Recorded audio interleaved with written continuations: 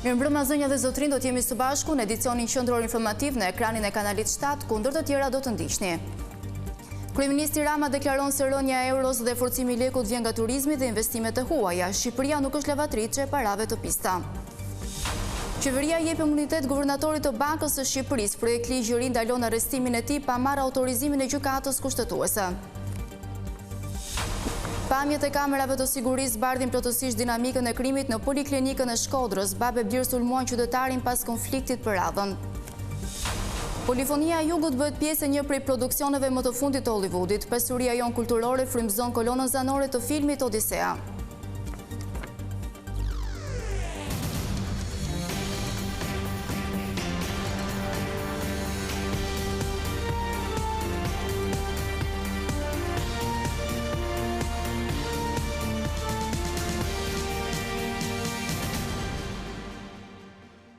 Vjojmë gjërësisht me lajmet.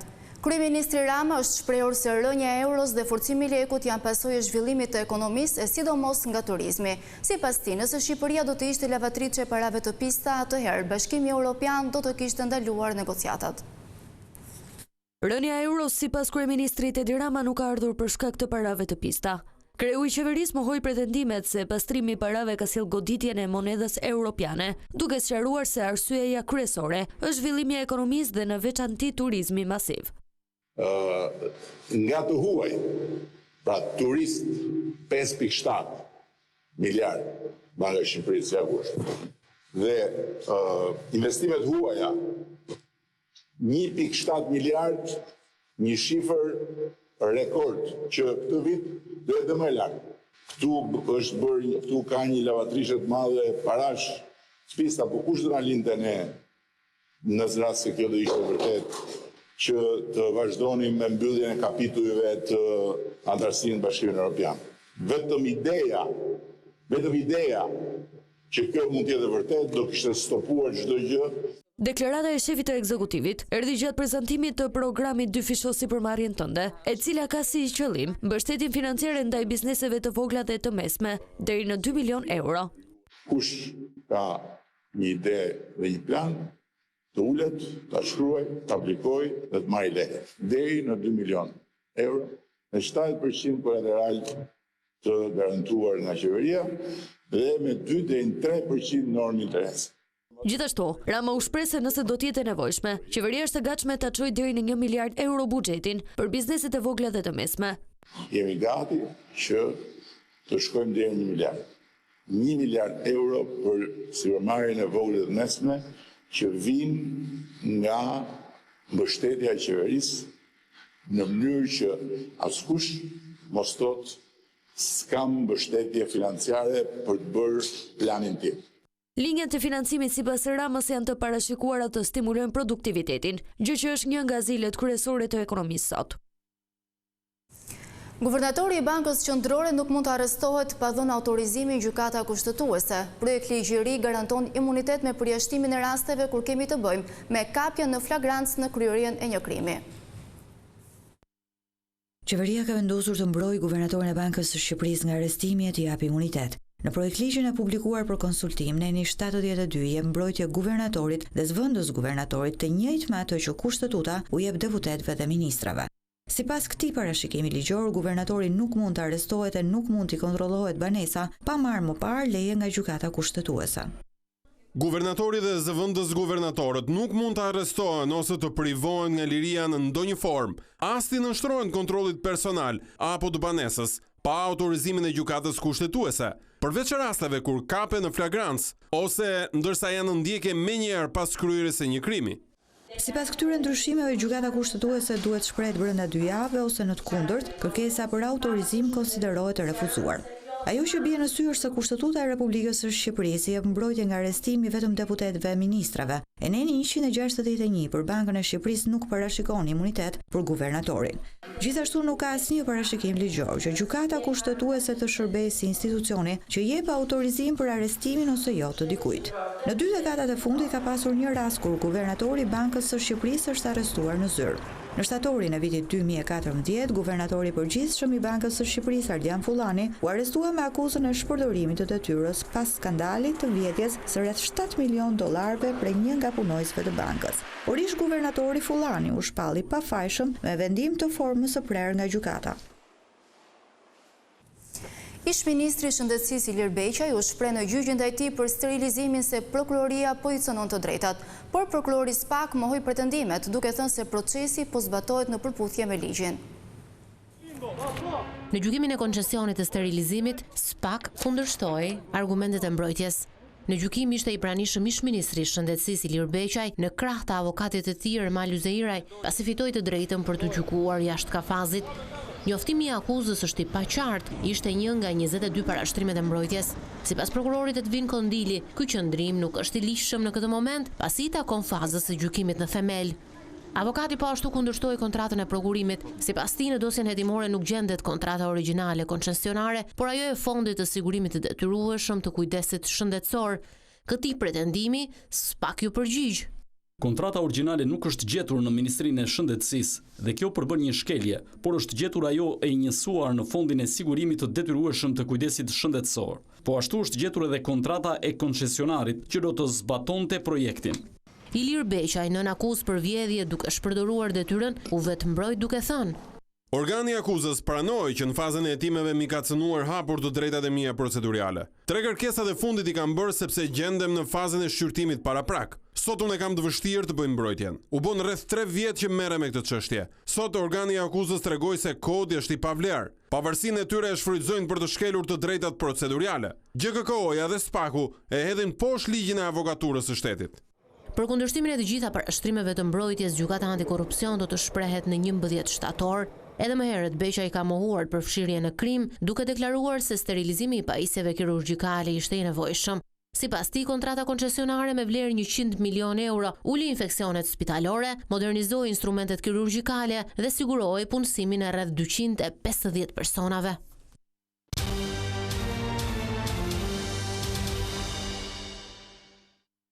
Policia zbardhi plotësisht dinamikën e krimit në Poliklinikën e Shkodrës. Autorët e sulmit me thik ndaj një qytetari janë babe birë që të dy të arrestuar.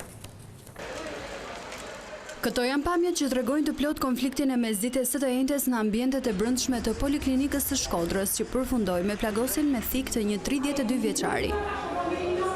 Kamerat e sigurisë kanë fiksuar momentin kur 18 vjeçari Arvin Fregjaj dhe jati i tij godasin me thik 32 vjeçarin Vildan Këpeca pas debatit për mbajtjen e radhës. Në momentin e konfliktit ka patur edhe pacientë të tjerë që ishin duke pritur mjeku në poliklinik, ndërsa disa prej tyre kanë nxituar të largohen nga korridori. Burime nga grupi hetimor bëjnë me dije se është tentuar të kapërcehet radha, gjë që ka sjell irritimin e pacientëve që prisnin pas dere, mes tyre edhe 32 vjeçari. Në momentin që ky i fundit ka folur, ka nisur debati që ka përfunduar fillimisht në konflikt fizik. Palët janë ndarë për momentin dhe disa minuta më vonë ka nisur përleshja ku 18 vjeçari godet me thik 32 vjeçarin. Sapo është njoftuar për këtë rast, i vëllai Arben Këpeca, 41 vjeç, ka marrë rrugën i armatosur drejt poliklinikës, por policia ndërhyri në kohë duke e parandaluar një krim më të rëndë. Ndërkohë, pas disa orësh kërkime, u vu në pranga edhe autori dyshuar i plagosjes 18 vjeçari Arvin Fregjaj, si dhe babai i tij Agron Mehmeti, i cili akuzohet për bashkëpunim në krim. Këta të fundit nuk kanë folur për të dhënë detaje të tjera përpara oficerëve të policisë, ndërsa pritet të njihen me masën e sigurisë nga gjykata. Komisioni Europian publikoi raportin për sundimin e ligjit 2026 ku vlerëson përparimin e Shqipërisë në forcimin e shtetit të së drejtës dhe koordinimin e reformës në drejtësi. Sipas raportit, përfundimi i procesit të vettingut ka ndikuar në rritjen e pavarësisë dhe integritetit të sistemit gjyqësor, ndërsa institucionet e drejtësisë kanë shënuar rezultate në luftën kundër korrupsionit, përfshirë hetimin dhe ndjekjen penale të rasteve të nivelit të lartë. Komisioni vlerëson edhe përmirësimin e efikasitetit të gjykatave, uljen e numrit të çështjeve të prapambetura në gjykatën e lartë, si dhe hapa drejt digitalizimit dhe modernizimit të sistemit të drejtësisë. Raporti evidenton rritjen e besimit të qytetarëve dhe biznesit te pavarësia e gjyqësorit, por nënvizon edhe nevojën për vijimin e reformave dhe adresimin e rekomandimeve të mbetura në kuadër të rrugtimit evropian të Shqipërisë.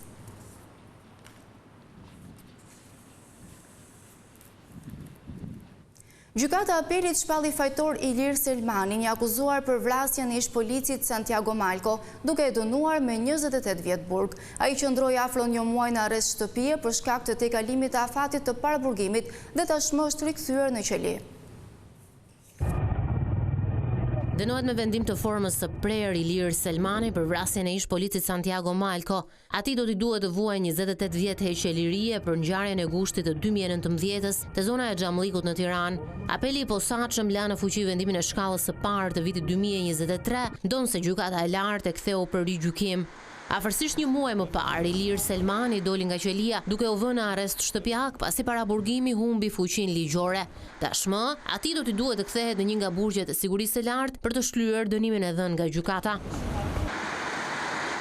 Mbi të rëndojnë akuzat e vrasjes me paramendim përmes krimit të organizuar. Për të njëjtën vepër penale është dënuar Leonard Duka me 30 vjet burg. Ilir Selmani ishte pjesë e grupit kriminal sipas SPAK, ndërsa nga zbardhja e krimit të rënd rezulton se porositës dhe organizator ka qenë pikërisht Leonard Duka. Santiago Malko u ekzekutua mbrëmjen e 27 gushtit të 2019 me breshëri plumbash në zonën e Xhamllikut, teksa po lëvizte me një automjet BMW X5. Ish polici ishte një nga miqtë e afërt të Ervis Martinajt. 11 emigrant nga vendet e lindjes së mesme janë shpëtuar nga policia kufitare e Vlorës. Ata rrezikuan të mbyteshin në det teksa po tentonin të kalonin ilegalisht drejt Italisë.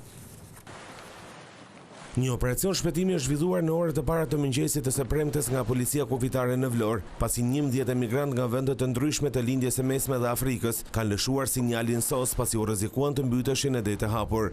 Emigrantët rezultojnë të jenë nga Haiti, Afganistani, Bangladeshi, Liberia dhe Pakistani, ndërsa destinacioni i tyre ishte Italia.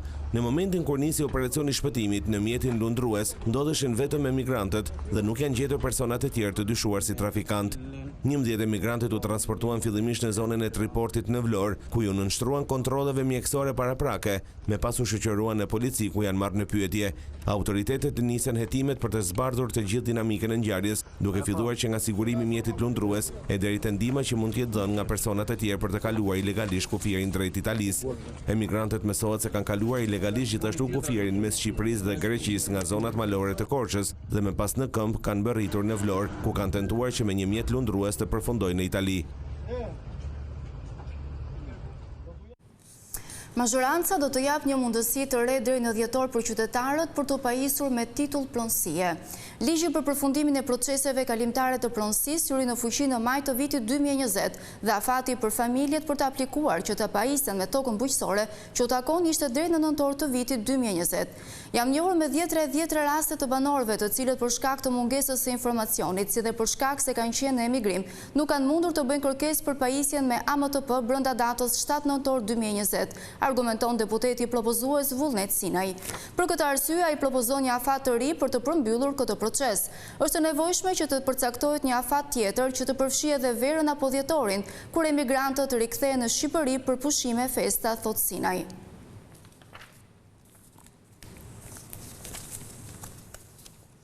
Policia e Shkodrës dhe Shërbimi Social kanë ndërhyrë për të larguar nga rruga fëmijët që shfrytëzohen për lypje. Autoritetet vendore kanë kërkuar bashkëpunimin me qytetarëve për të denoncuar çdo rast abuzimi me të miturit. Shfrytëzimi i fëmijëve për lypje vijon të mbetet një shqetësim në Shkodër, ndaj institucionet vendore kanë intensifikuar kontrollet në terren. Prej disa javësh, një task force e përbërë nga Policia Bashkiake, Shërbimi Social dhe Policia e Shtetit po monitoron zonat ku ky fenomen është evidentuar më shpesh me synimin për të identifikuar rastet dhe për të ndërhyrë në mbrojtje të fëmijëve. Sipas drejtoreshës së Shërbimit Social në Bashkinë Shkodër, Edita Shoshi, ndërhyrjet e deritanishme kanë dhënë rezultatet e para. Policia Bashkiake, së bashku me Drejtorinë Sociale dhe me Policinë Rendit, ka formuar një task force e cila është në vazhdimsi në monitorim të situatës për të kapur këto individ dhe për t'i vënë ato përpara përgjegjësisë dhe ligjit. Duhet të theksojmë se shfrytëzimi i fëmijëve është një vepër penale e dënuar nga ligji dhe ne jemi çdo natë në monitorim për të parë dhe për të identifikuar këto individ. Autoritetet u bëjnë thirrje qytetarëve të raportojnë çdo rast të dyshuar të shfrytëzimit të fëmijëve për lypje, duke theksuar se bashkëpunimi me komunitetin mbetet një element kyç për identifikimin dhe parandalimin e këtij fenomeni.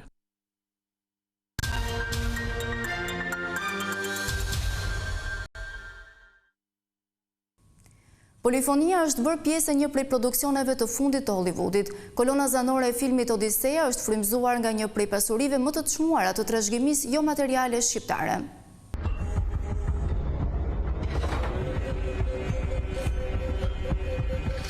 Filmi më i ri i regjisorit Christopher Nolan, Odiseja, sill në kolonën e tij zanore tingujt unik të isopolifonisë shqiptare. Regjistrimet janë realizuar në Vlorë nga mjeshtri i Fyllit dhe Culës Dyjare Vendin Kapaj. Për rreth 5 orë, regjistrimet u zhvilluan në të qenë e Kuzum Babas në praninë edhe të kompozitorit Ludvig Göransson, autor i kolonës zanore të filmit.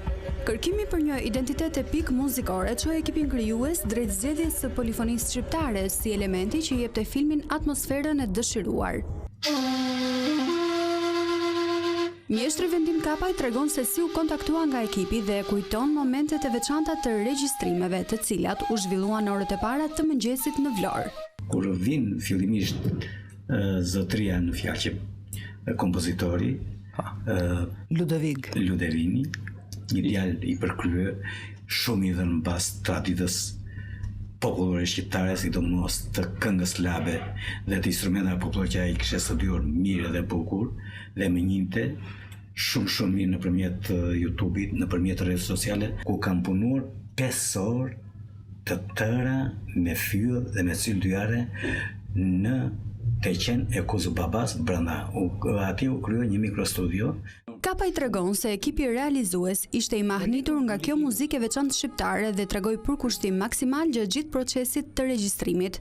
Më kërkoi të më shpjegoj që do xhirohet një film në këtë tematik dhe ju do të luajni në mënyrë të lishme duke krijuar edhe fantazinë tënde, se pak a shumë të njohim që në krijimtarinë tënde fantazike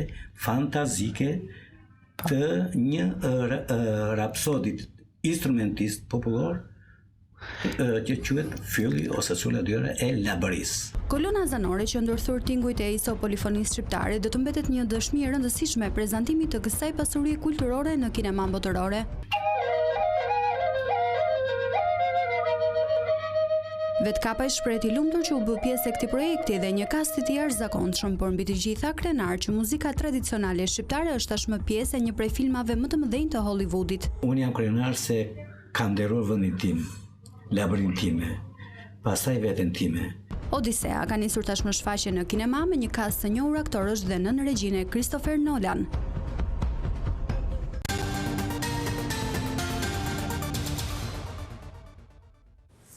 Përpjekja e parë për konstituimin e Parlamentit të Kosovës do të jetë në ditët e para të gushtit. Lajmin e bëri të ditur ushtruesja e detyrës së presidentes Albulena Haxhiu, e cila i kërkoi partive politike të tregojnë përgjegjësi.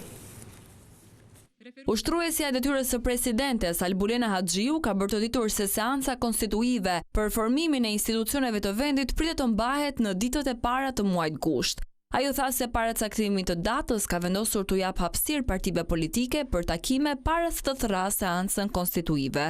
E kam vlerësuar që të jap partive politike kohën në dispozicion në mënyrë që të mbërrimte një marrëveshje që sapo pastaj të konstituohet Kuvendi i Republikës së Kosovës, të mos ketë nevojë që të presim 60 ditë për të zgjedhur presidentin, ose të mos vim në një situatë që nuk besoj që dikush e do, që mos ta zgjedhim presidentin dhe që të shkojmë edhe një herë në zgjedhje të jashtëzakonshme. Ajo shtoi se është shumë e rëndësishme që të ketë përpjekje maksimale për zgjidhje.